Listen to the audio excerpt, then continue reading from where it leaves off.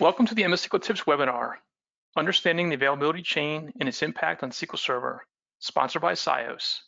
I'm Greg Robidoux, co-founder of MS SQL Tips and today's host. Our presenter today is Dave Bermingham, who's a technical evangelist at SIOS and Microsoft Cloud and Data Center Management MVP. Before we get started, if you have questions during the webinar, you can submit them at any time by entering your questions in the question area in your presentation controls. We will try to answer as many questions as possible during today's webinar. The webinar will be recorded and archived for future playback, and you'll receive a follow-up email with links after today's event. So at this time, I'm going to turn things over to Dave, and he can get started. Thanks, Greg. So as Greg mentioned, my name's Dave Bermingham. I've been with SIOS Technology coming up on 18 years, and I've been a cloud and data center or clustering MVP, some sort of MVP with Microsoft for about 12 years. So my real focus at SIOS is in high availability disaster recovery. So I do a lot of speaking. I have a blog, Clustering for Mere Mortals, where I talk about this. So it's really been my focus. And today's webinar, we're going to be talking about something I call the availability chain. So I don't know if I termed this or not, if I coined this phrase, availability chain, but it makes sense if you think about what I think of the availability chain is really all the possible points of failure in delivering your service to your customer. So we're going to go into some great detail about the different parts of the availability chain that you might not think of, but essentially it's, anything that could go wrong that would bring your service, make your service unavailable. And so a lot of times when we're talking about, availability, you see people talking about the number of nines or what's your recovery time objective, or in disaster recovery scenarios, we're talking about your recovery point objective. So we're going to take a look at some of this and define some of this over the next few slides. First, number of nines. So number of nines basically determines how much downtime per year, per quarter, per month, per week that your application can have, while still maintaining the number of nines that you specify as being, what you'd like to see for availability. Now, when we're talking about availability, typically it's going to be somewhere in this vicinity. When we're talking about SQL Server specifically, you're going to be in anywhere from a 3 nines to 4 nines of availability. And then when we specifically talk about high availability, typically that's defined as 4 nines of availability. And that works out to about less than 5 minutes of downtime per month, and less than an hour per year. And so that's really, if you're trying to build a system that is highly available, that's what you're shooting for. You're shooting for 4 nines. Anything less, yeah, it might meet your needs, but it's not truly highly available.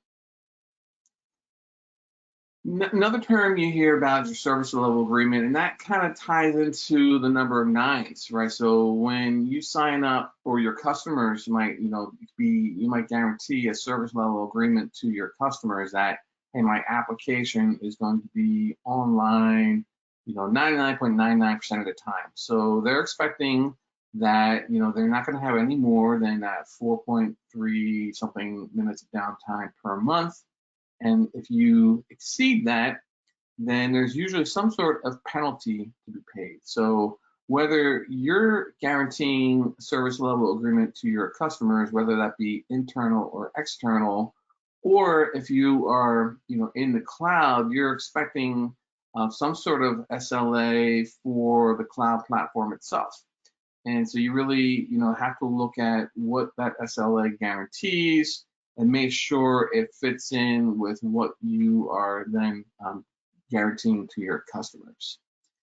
And we've talked about downtime, so one thing that you need to define up front is, does your SLA account for planned and unplanned downtime? So planned downtime is system maintenance, right? So Does your SLA allow you to say, hey, once a month or once a week or once a year, whatever it might be, I'm going, the system's going to be offline and unavailable for 4 hours on Sunday at 2 a.m.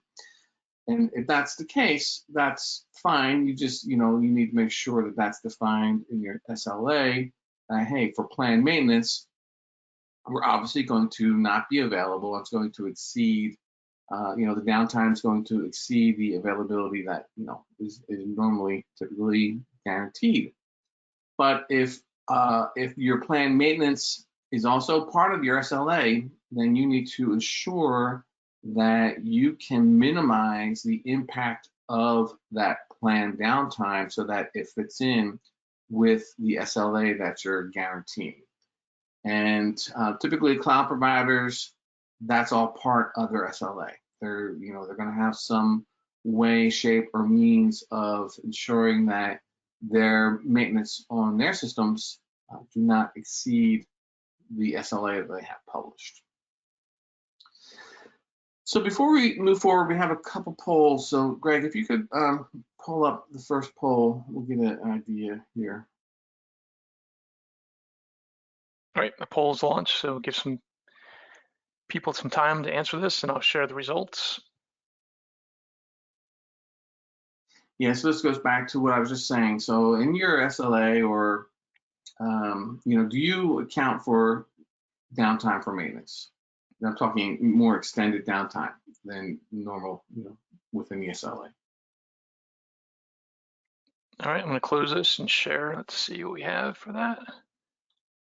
All right, so 91% said yes and 9% said no. Okay, so plan for downtime for maintenance.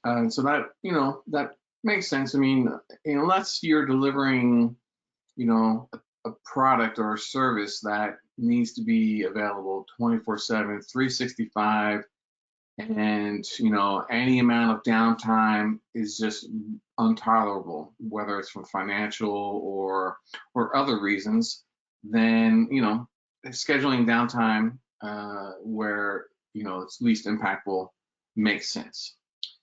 And Greg, I think we have one more poll at this point. Yep, let me share that.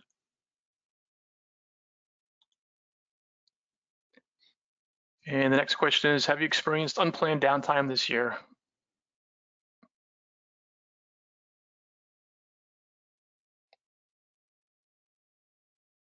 I got a good amount of people voted already. Just give us another few seconds and I'll share back that response.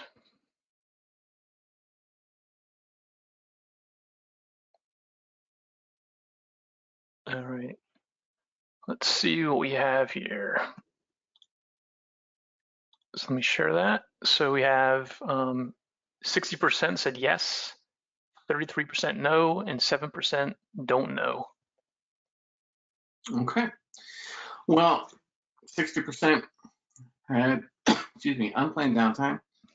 And, that no matter how well you plan, sometimes the unexpected happens, something happens that you didn't plan for and results in unplanned downtime. And that's really what this availability chain, kind of tries to address, where you might think simply, building out a SQL Server cluster or simply, putting always on availability groups, that's the end of the story. I don't need to do any more because that's going to give me my 4 nines of availability. And as we'll see in the next few slides, there's a lot more to it that can cause downtime, other failures along the availability chain. The other thing we talked about is recovery time objective. And so your RTO is really defined first by being able to detect a failure. So if something goes offline, are you waiting for your end user to call, say this is unavailable, or do you have proactive monitoring in place that will automatically detect a failure? So if you're not automatically detecting failures along the recovery chain, then anytime from the time that the failure started to the time that someone notified you of that failure, that's all part of your recovery time objective.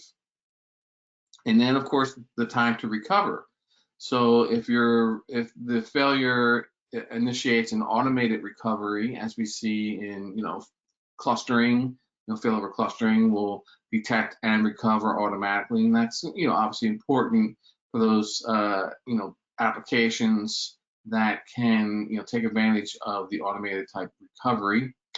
And then of course then continue. So once the application is recovered, can your clients then continue to consume whatever services you're offering?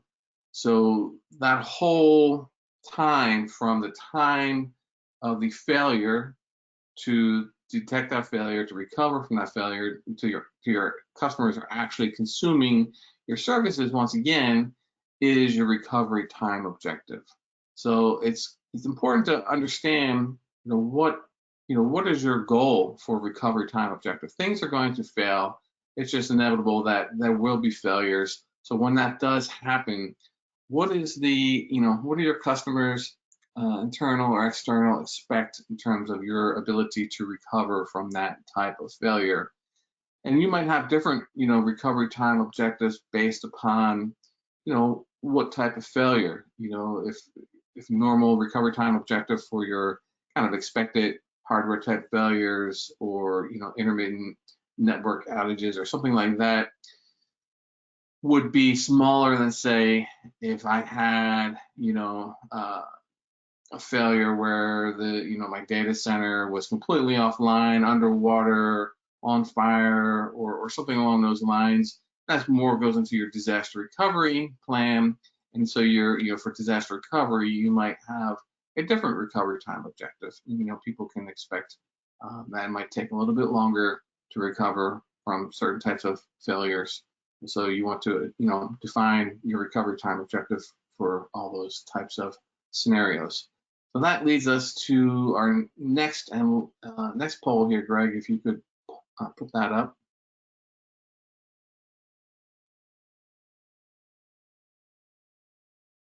All right, so the poll is launched there. The question is, what is your RTO? And once again, I'll give everybody an opportunity to put their vote in, and I'll share the responses.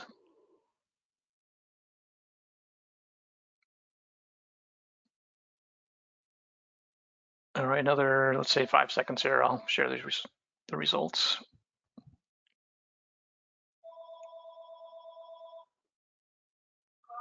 Okay, let's see.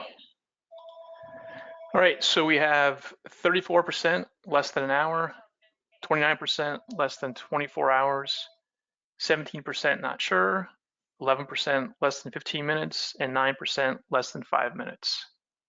Okay.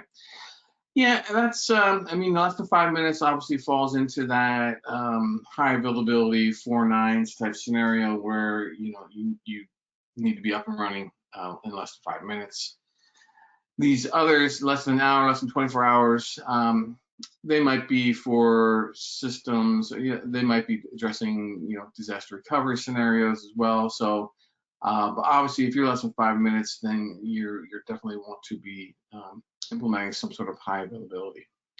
The other term we talk about is your recovery point objective. And this is really how much data can you withstand to lose in the event of a hardware failure or a software failure or data corruption or human error or natural disaster. So we talk about recovery point objective more often in disaster recovery scenarios where, again, you're having more of a catastrophic type failure, and then you're enacting your disaster recovery plan. So when you have to recover data off-site, maybe in a different data center or a different region of the cloud, it's hard to maintain a synchronous copy of your data when you're talking about going across higher latency WAN connections. So there's going to be a little bit more lenient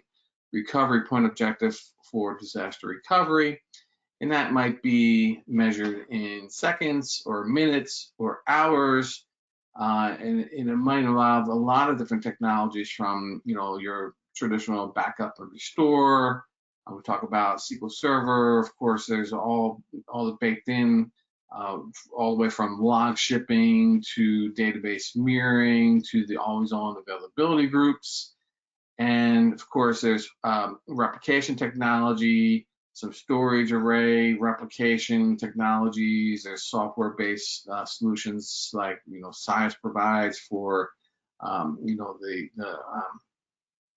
replication, software-based replication, host-based replication. So determining your recovery point objective will really point you in the direction of what's going to be the most cost-effective solution, most reliable solution that meets that recovery point objective. And whereas backup and restore is going to be on the more lenient side, again, depending on how often you back up and how often you get those backups off site, down to more the array-based replication or software-based block-level replication solutions, which are going to be kind of real-time, ongoing, continuous replication solutions, where you can sometimes get your recovery point objective down to seconds or even milliseconds. So now we're going to jump into the availability chain a bit. So you have to really look at your solution as a whole. So pictured here is a kind of a typical solution that you might see deployed in the cloud, where your client could be sitting anywhere. It could be sitting in your data center, or it could be just someone on the web connecting across the public internet. And there's all different parts along the availability chain that you need to understand that might be, single points of failure that are going to impact your overall availability. So from the network layer, if you're talking about, cloud deployments, then you have to say, well, how am I connecting to the cloud? So whether you're using ExpressRoute, ExpressRoute itself has a 99.95% availability. So right there, if I'm on premise, if I'm doing kind of hybrid cloud, and I've done everything I want to do to make sure that SQL Server is clustered, and I'm leveraging availability zones. I'm getting 4 nines by leveraging the availability zones for the actual virtual machine itself. But ExpressRoute itself is 99.95. So that right there, that's about the best I can hope for availability, because if I'm connecting across that ExpressRoute, that's it. That's my single point of failure. And then applications might have load balancers in place, and they have their own SLA. And then that load balancer might distribute traffic across a web server farm. So the web servers, the virtual machines, they'll have their SLA. Typically, if you can have 2 or more across different availability zones, you're going to get 4 nines of availability. And then there's other things, your dependent services. So if you're leveraging failover clustering, in the Microsoft world, SQL Server, you're building a cluster, which is required for both the always-on availability groups and your traditional SQL Server FCI. You have to have Active Directory. DNS services must be working. So if they're offline, then that's going to be a problem. And we're going to talk about, there was a major outage you probably heard of earlier this month with Facebook.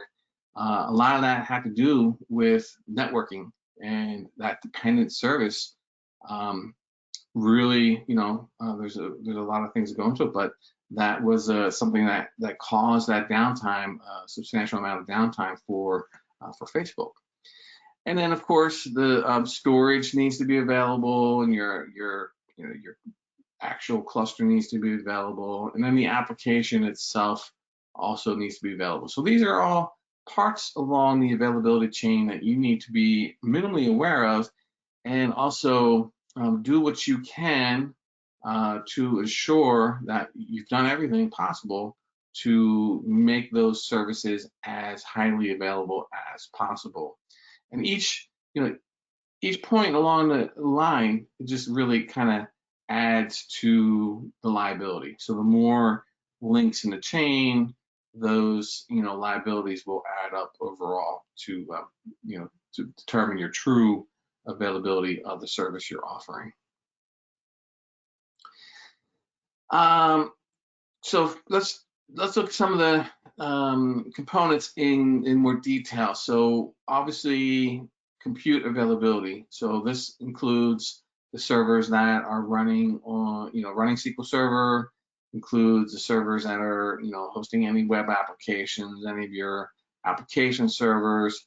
They all need to be highly available. So at the base level, if you're talking about, deploying in the cloud, you're definitely going to want to leverage the cloud's ability to distribute those services or those servers across different, typically called availability zones or zones, or just different data centers in the same cloud region.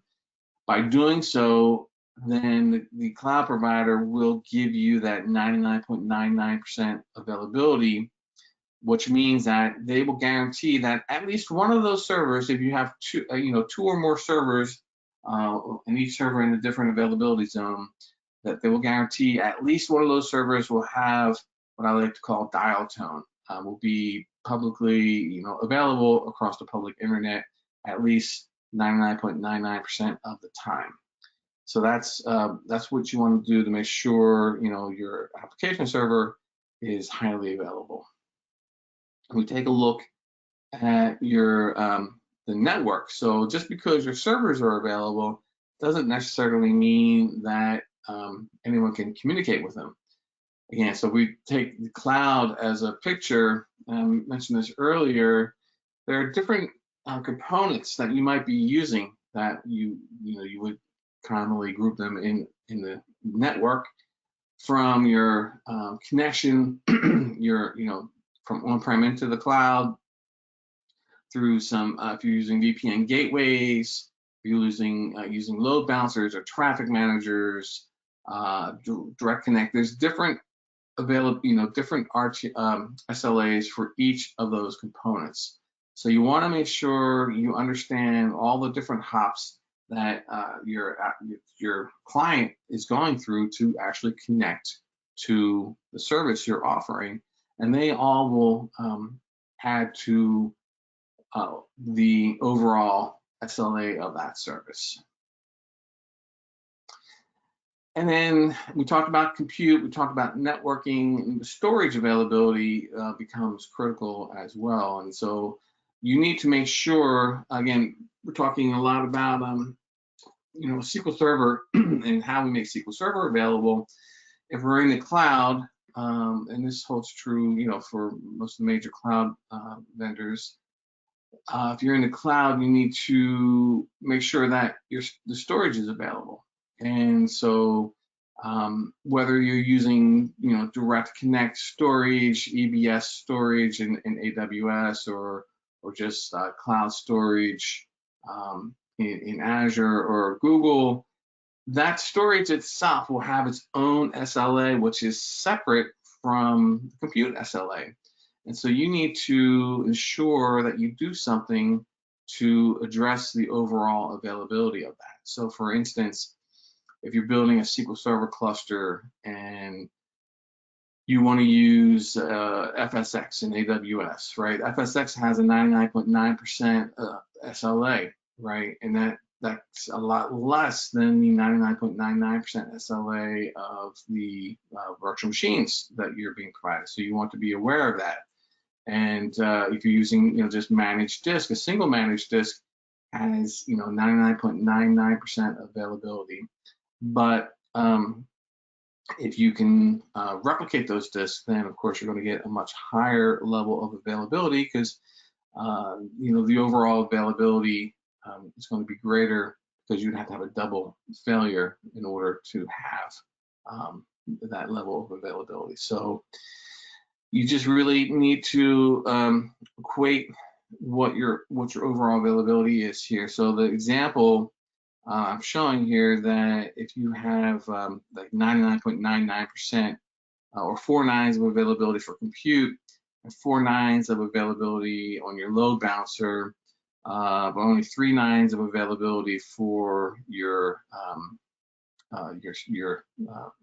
storage, then your overall availability is only 99.88% availability, which really equates to almost 53 minutes of downtime per month. Whereas if so, that that 3 nines of availability really impacts the overall availability of the application. So if you can minimize that by, like I said, if you take advantage of something like SIOS Data Keeper to replicate those managed disks across multiple availability zones, then you see the possibility of a double failure, even if each individual disk has 99.9% availability. You're getting a much lower possibility of a double failure. So the math is there to show you that. And so that if we take that 6 nines of availability, plug it into the equation we saw on the last slide, now you're back up to a much more acceptable amount of downtime with the 99.98% availability, which is approximately 9 minutes of downtime per month. So again, you really need to take a close look at all the possible points of failure and what the SLA are, what the SLAs are for each of those individual components to make sure that your overall availability is what you think it's going to be. So we look at SQL Server specifically. You have a few options, right? So if we're talking about the cloud, obviously there's different ways to consume SQL Server. You can use it as software as a service, infrastructure as a service. But if we look at, if you're doing software as a service, there's not a lot you can do to affect the availability of SQL Server other than make sure you choose the most resilient options. Right. So if your application is is business critical, you're going to want to take advantage of whatever resiliency they offer, which generally will cost a little bit more. But that will give you the availability, and there's not much you can do because the cloud provider will take care of that on the back end for you itself. If you're running on infrastructure as a service, where that basically means you're deploying your own instances of Windows and your own instances of SQL, then you're going to have to take advantage of the typical availability options that you have on-prem today, and that includes your SQL Server failover cluster instance or the always-on availability groups. Now, with that, with SQL Server failover cluster instance, and again, we're looking at some sort of storage. So normally, a SQL Server FCI requires some sort of shared storage device. Once you move into the cloud, there are a few options depending upon the cloud provider. We mentioned FSX, Azure Shared Disk is another option. So each of those solutions has has some functionality, but also it has its own SLA. The other option, again, and we're going to look at this at the end of the presentation, is the SIOS Data Keeper solution, which lets you build the FCI, which is normal attached storage, with Data Keeper doing the replication and cluster integration. Always on availability groups is another great option that lets you leverage the feature within SQL Server Enterprise Edition to keep the databases, user-defined databases, in sync across the different nodes in your cluster.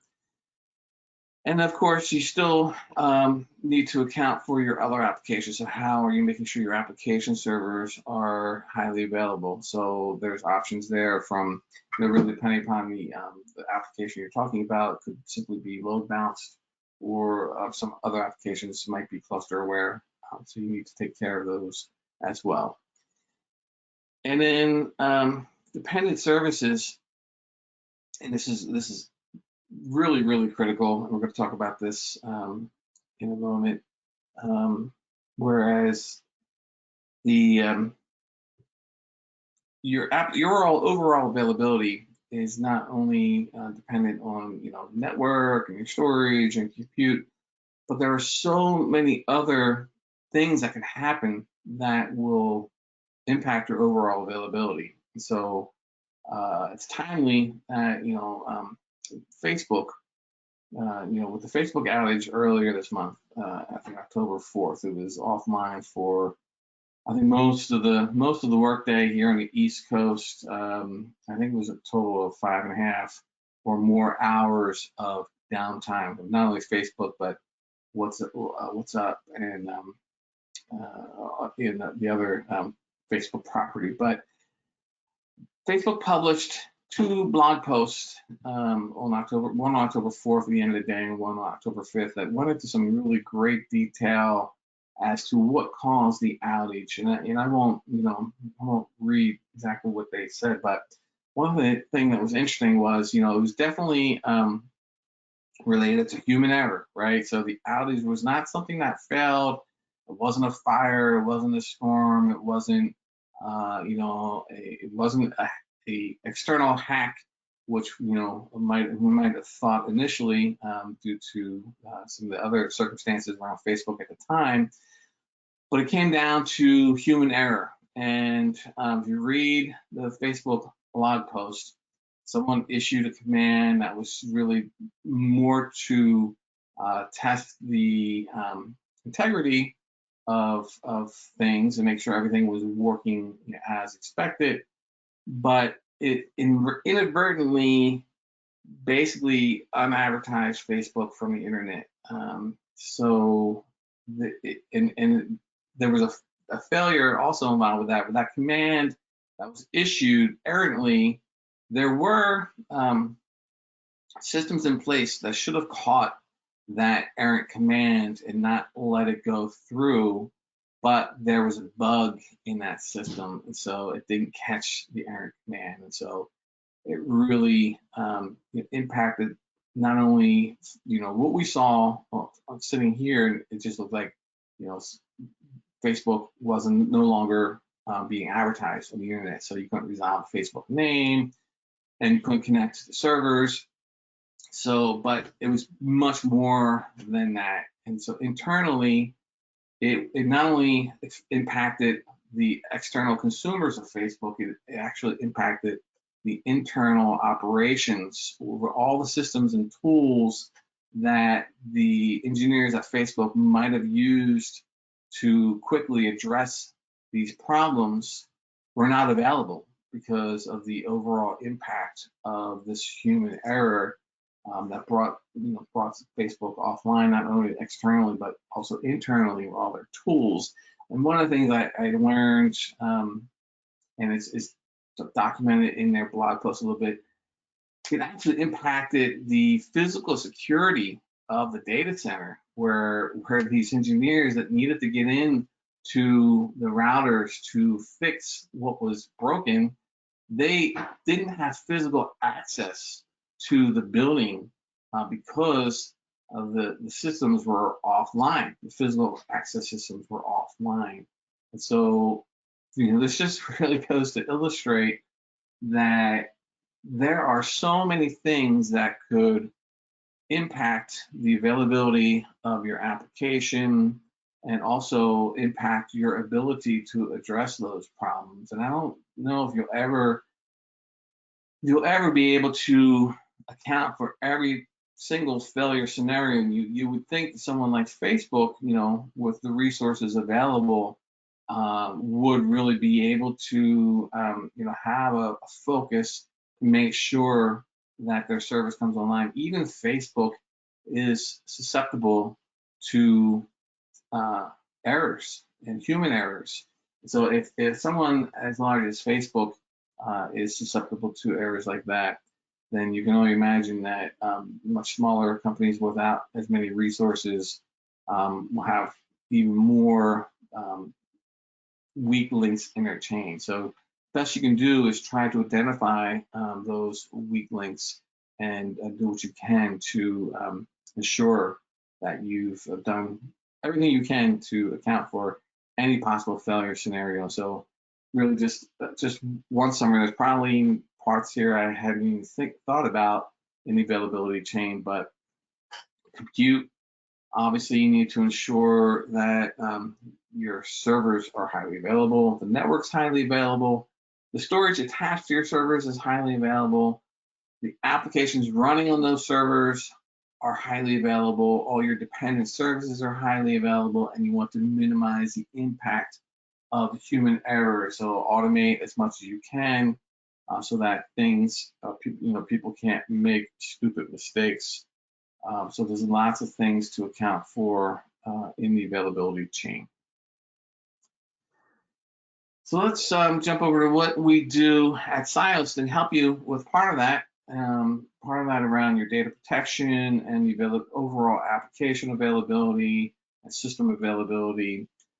We have with SIOS specific, we have solutions for Windows and Linux. Talking about solutions, we're talking about high availability solutions. So on the Linux side, we have a clustering suite called the SIOS Protection Suite for Linux, which gives you high availability and data replication all bundled together. That lets you protect any application running on Linux, including SQL Server. So if you're running SQL on Linux, we have a clustering solution that can help you there. Where on the Windows side, we have a data replication solution that integrates with Windows Server failover clustering to allow you to build what we call a SANless cluster. So if you're familiar with a SQL Server failover cluster instance, it looks something like this with 2 or more nodes connected to shared storage. That shared storage can be a single point of failure or something that's not available in the cloud, or if it is available in the cloud, it's not truly highly available. And so you might only get 3 nines of availability with it, and you're looking for something greater. Then you can use SIOS Datakeeper to build what we call a SANless cluster. And Datakeeper really does 2 things.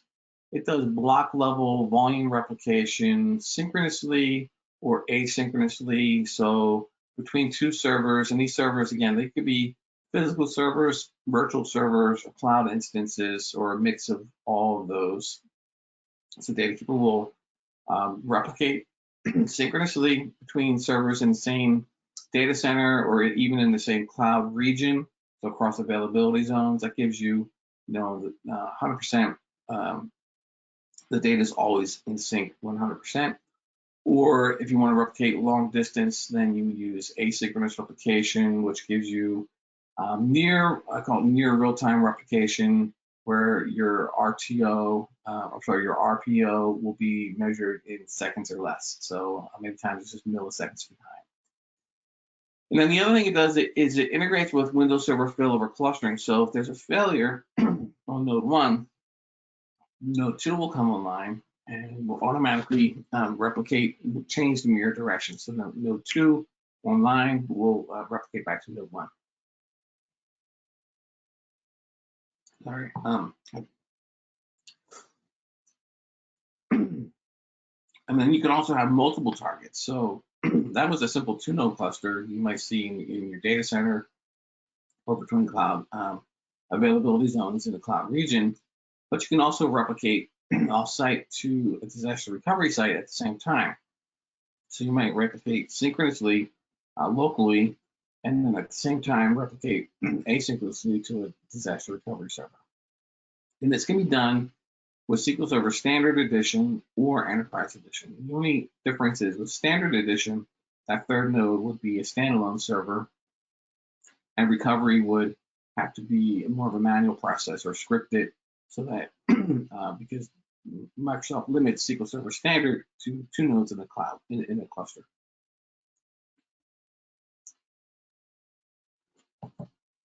Pictured here is a simple 2-node cluster replicating between 2 different availability zones. Same idea. You're just taking advantage of what the cloud provides you as infrastructure as a service. And Datakeeper can also work with existing shared storage clusters. So if you might have a SQL Server FCI already in play, and you're simply looking for a way to replicate off-site for disaster recovery, you can do that with SIOS Datakeeper to continue to leverage shared storage locally and replicate off-site for disaster recovery. Datakeeper can also be used in that type of scenario. So you might say, well, Dave, that's great. Isn't that what we get with, excuse me, one second.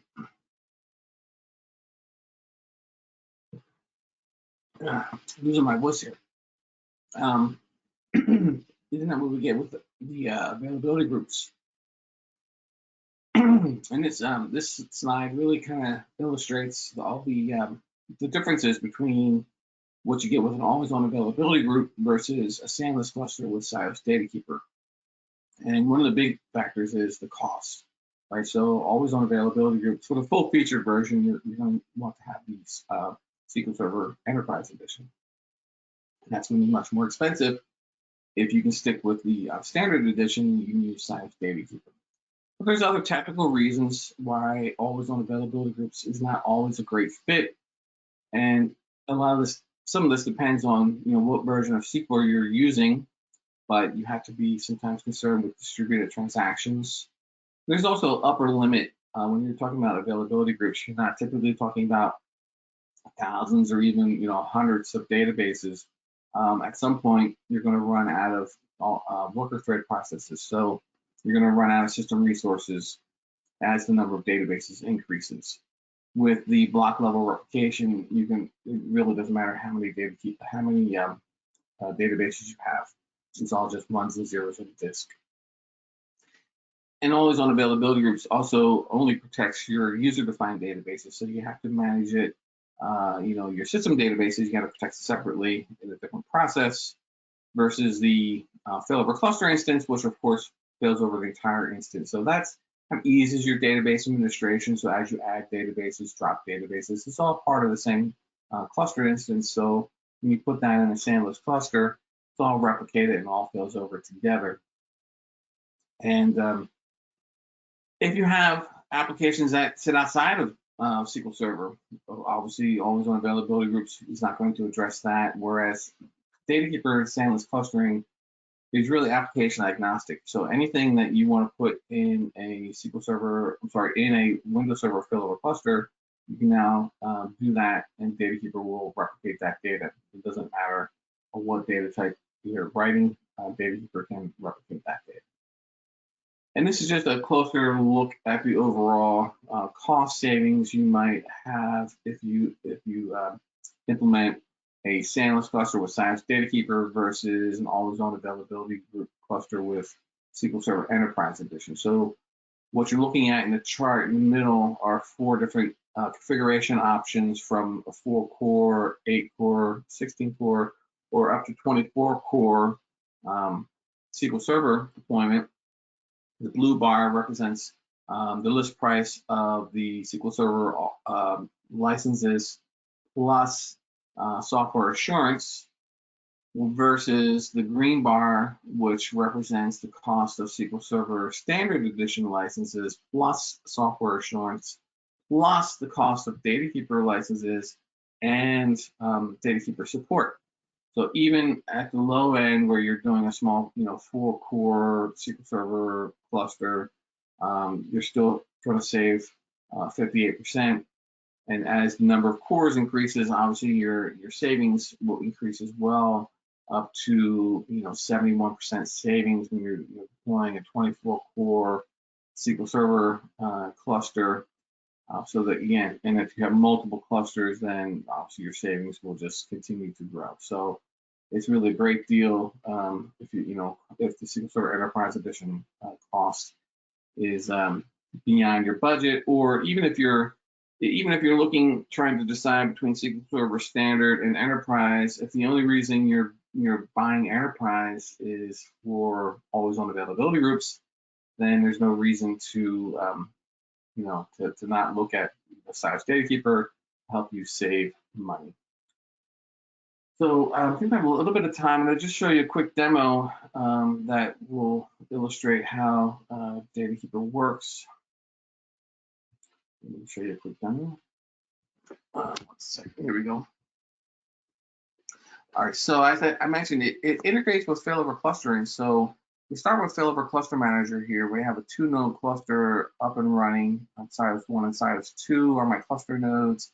And I have a SQL Server FCI already configured. So if you've ever seen an FCI before, it has a typical name and IP, and SQL Server, SQL agent resources. But under storage is where it becomes unique. So under storage, you see something called the DataKeeper volume. That's how we integrate with failover clustering. So we take the DataKeeper volume takes the place of the cluster disk resource, And if we look at the properties of the data keeper volume, right from Failover Cluster Manager, we get information about the replication. So we can see that the source is SIOS1, which makes sense because this workload is running on SIOS1, and the target server is SIOS2. It's doing synchronous replication. It's currently in a mirroring state, so all that looks good. And so the point here is, once it's configured, it's managed exactly the way a regular shared storage cluster is managed. If I want to move this workload to SIOS2, I do that to Failover Cluster Manager, and things will come online on SIOS2. You can see when the data keeper volume goes offline and online, that just switched to mirror direction. So now the S drive is active on SIOS2. All the writes will occur on SIOS2 and will be replicated back to SIOS1 automatically. Now, if I had some of the planned switchover, it would detect any unplanned failures as well. So if I simply stop the cluster service on SIOS2, of course, things will start to move over to SIOS1. But regardless of the failure, whatever Failover Cluster Manager normally detects as a failure, it will continue to do that and continue to recover things on any of the remaining nodes. So we see things coming online here back on SIOS1. And now I'm going to show you how it's built. So I'm going to start the cluster service back up, and I'm going to register a data keeper volume resource in Failover Clustering. So we'll jump over to Failover Cluster Manager, to the data keeper interface, and we can see this job that we were just looking at. So this job has one mirror in it, and currently it's replicating from SIOS1 to SIOS2. It's replicating the S drive. Now you can add multiple mirrors to a job. So if I had another server that I wanted to replicate, you would see one more mirror in this job from SIOS1 to SIOS3. So the job is really just a collection of mirrors. And if we look at the server overview report, this is a picture of the two servers we're connected to, SIOS1 and SIOS2. As you can see, they each have a bunch of additional volumes attached to them. We see the S drive is currently the source on SIOS1 and the target on SIOS2, but there's a bunch of other volumes that aren't being replicated at all. And these volumes are simple, just regular volumes attached to these servers. Again, it could be physical disk, virtual disk, cloud storage. Nothing special about them, just attached disk, format them NTFS. The only requirement is if you want to create a mirror that the source and target need to be the same size. So in this case, we're going to create a mirror of the R drive, 5 gigs on SIOS1 and 5 gigs on SIOS2. So we're going to go ahead and create a new job, give it a name, the create job. Choose the source server, SIOS1, choose the volume, the R drive. You can specify the network for the replication traffic, and then choose a target. You can see all the defaults look good, so we're going to replicate the SIOS2 across the same network. And then here, as you choose synchronous or asynchronous, you can also enable compression or bandwidth throttling or options as well. Once you're done, you click done. That will initiate the replication process, and then we also will get a pop-up here in a moment that asks us if we want to register this in the cluster. We'll say yes, put this in the cluster. And then we'll jump back to Failover Cluster Manager, and we'll see this data keeper volume R coming online in available storage. And at this point, Failover Clustering treats that like it's a regular shared disk. So if I wanted to create a new SQL Server cluster, I could run my SQL Server setup, say create a new clustered instance, walk through the wizard. At the point where it says where is the available storage, it will present the data keeper volume R as an available storage location. I'm not going to create a new SQL Server cluster, but let's say I want to create a simple file server cluster. I've just run my Failover Cluster Manager high availability wizard, choose file server, I walk through this wizard as I normally would. I'm going to create a client access point, so name, IP address.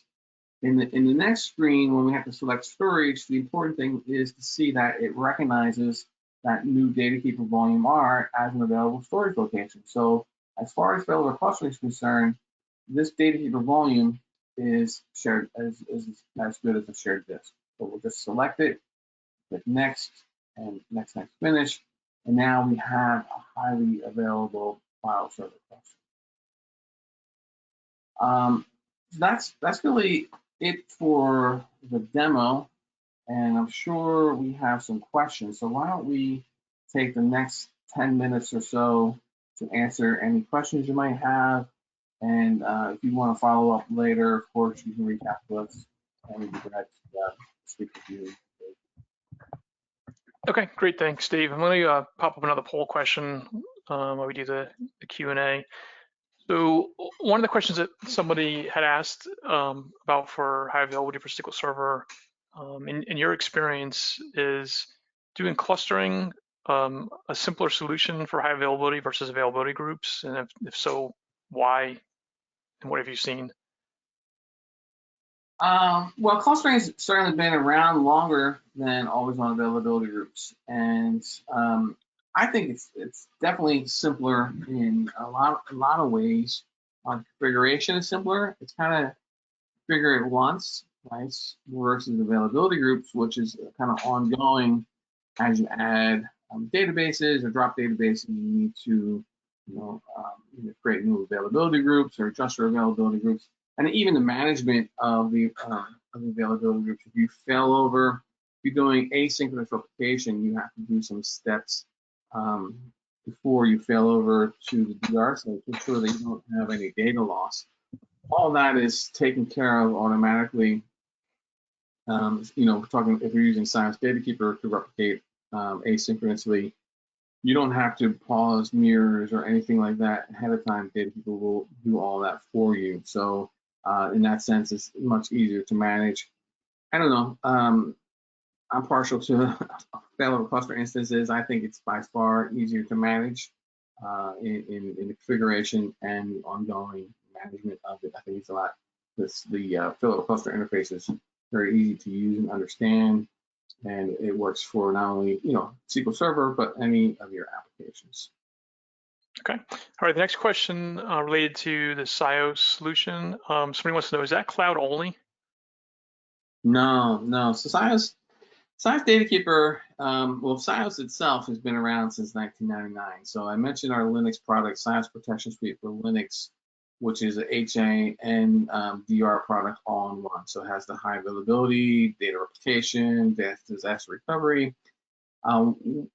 We also have that for Windows. So prior to what I showed you with the integration with failover clustering, we had the SIOS Protection Suite for Windows, which is another HA solution plus replication all in one. So we've been doing that since 1999.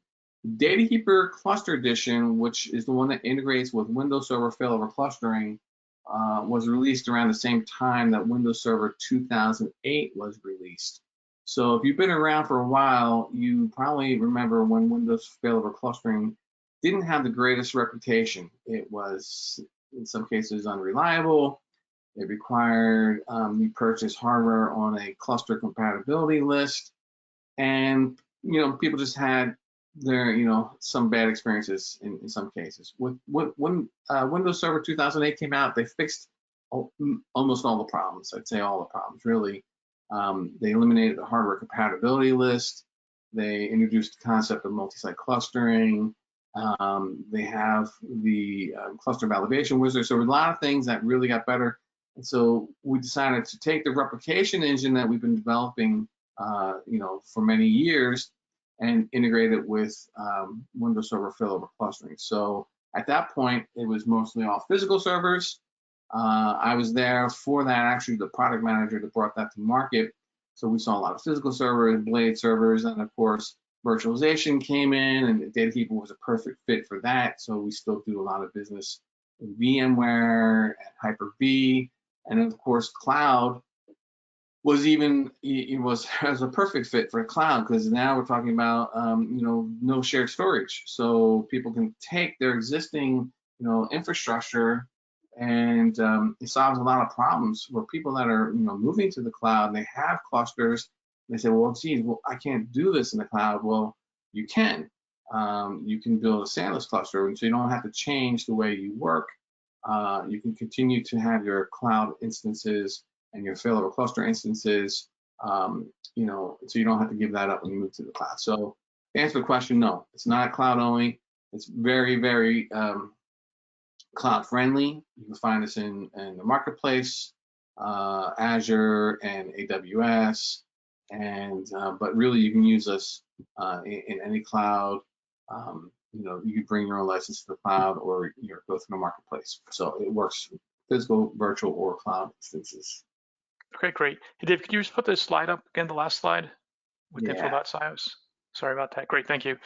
Another question, just some of the stuff you just mentioned. So is there any specific hardware list that this works with, the SIOS solution, or does it just work with any type of storage that's available? Yeah, no, it works with any storage. So as I said, the replication, the only requirement is that the storage has to appear as a local block device. So we can't replicate map drives. We can't replicate SMB shares. But as long as it appears as a local block device, then we can replicate it from one server to another. And you can mix and match storage. So if you want to leverage the cloud as a DR site, but you have physical servers on-prem, not a problem. It's really, really flexible in that way. Okay. And then another question, which version of SQL Server does SIOS work with? Yeah, any version that that is currently supported by Microsoft. Obviously, if you're building a cluster, it has to be standard or enterprise edition. And but as long as it's standard and enterprise, you're going to build a cluster. And yeah, as long as it's supported by Microsoft, it really, as new versions come out, obviously we test it, but there's really never a need for us to make any changes to our software. There hasn't been because the way we work, we're simply doing block level replication of the volume, present it to the cluster as a disk resource, and the failover clustering knows what to do after that. Windows versions, again, same with SQL, with the exception we will be coming out with Windows Server 2022 support probably later this year or early next year. But other than that, we support all the currently supported versions of Windows all the way back to Windows Server 2008 R2 on extended support. Okay, all right, great. Well, that's it for the questions. We're going to wrap things up. Just let everybody know for more information about SIOS to go to the website there. You can also contact Dave or somebody at SIOS about the pricing information and any questions you may have for that. With that, I want to thank Dave for sharing all that information today and thank SIOS for sponsoring the event. The webinar was recorded and you'll receive a follow-up link to view the archive. Also, please visit mssqltips.com to access all of our free SQL Server resources and hopefully see you at upcoming live webinars. Once again, I'm Greg Robidoux from MS SQL Tips. Thank you for attending and have a great day.